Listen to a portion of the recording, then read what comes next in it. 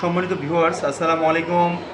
আজকে নিয়ে আসছি মানবিক টিম অজ্ঞাতনামা এক ব্যক্তির জীবনচিত্র, যে কত কষ্টে সে পড়েছিল মাধবপুরের যে মিডল পয়েন্টের পুকুরের নালাতে। আর পুকুরের নালা থেকে আমরা তাকে নিয়ে এসেছি মাধবপুর সদর হসপিটালে। আশা করি সবাই বুঝতে পারছেন তার পরিচয়হীন, তার কোনো বাবা মা আত্মীয় স্বজন কে কোথায় আছেন, দয়া করে ভিডিও ফুটেজটা তার চেহারার মধ্যে রাকিব টান দাও দিয়ে দেখানোর চেষ্টা করো যে কেউ তাকে চিনতে পারে কিনা, পরিচিত আনতে পারে কিনা। তাকে পরিচিত আনতে হলে সর্বোচ্চ সহযোগিতা এবং আমাদের মানবিক টিমের পেজে আপনারা দয়া করে নক করবেন।